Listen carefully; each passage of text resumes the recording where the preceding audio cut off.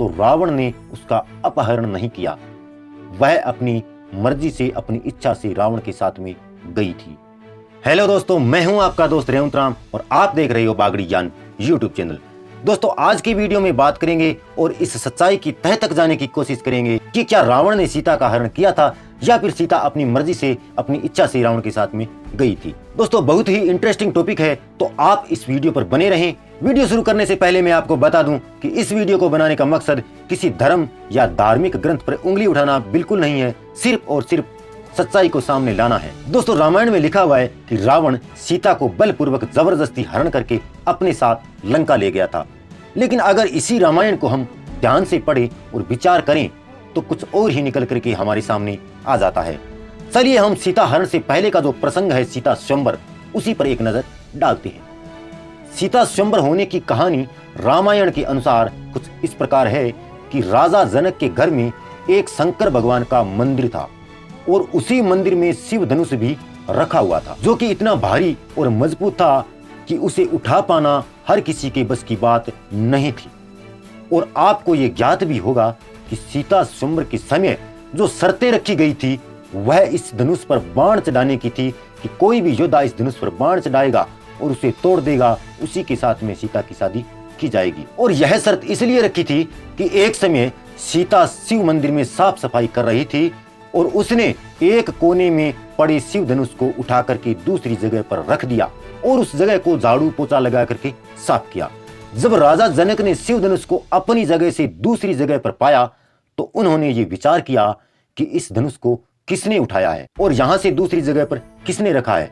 और जैसे ही राजा जनक को इस बारे में पता चला कि इतना भारी धनुष तो सीता ने उठाया है और कोने में रखा है और यहाँ पर झाड़ू साफ सफाई की है, तो फिर उन्होंने सीता की शादी भी किसी ऐसे योद्धा के साथ में करने का निर्णय लिया जो इस धनुष को उठा करके उस पर बाण चढ़ाए और उसे तोड़ दे। और तुरंत ही राजा ने यह ऐलान कर दिया कि जो भी राजकुमार इस धनुष को तोड़ने में और इस पर बाण चढ़ाने में सफल होगा, उसी के साथ में सीता का विवाह किया जाएगा। दोस्तों, आपको पता है कि इस स्वयंवर में ये सब सारी शर्तें पूरी करने के लिए रावण भी आया हुआ था, लेकिन रावण इस धनुष को उठा तक नहीं पाया, हिला तक नहीं पाया। फिर बाद में विश्वामित्र जी के कहने से श्री राम ने इस धनुष को उठाया, इस पर बाण चढ़ाया और उसे तोड़ा भी, और फिर सकुशल सीता की शादी श्री राम के साथ में कर दी गई। अब इस प्रसंग को यहीं पर बंद करते हैं और आते हैं अपने टॉपिक पर कि जब सीता ने इतने भारी धनुष को उठा करके एक से दूसरी जगह पर रख दिया और उसी धनुष को उठाने में रावण बिल्कुल सक्षम नहीं था, तो फिर इतनी बड़ी बलशाली और शक्तिशाली सीता को रावण अपनी जोर जबरदस्ती से कैसे अपहरण करके लंका ले गया।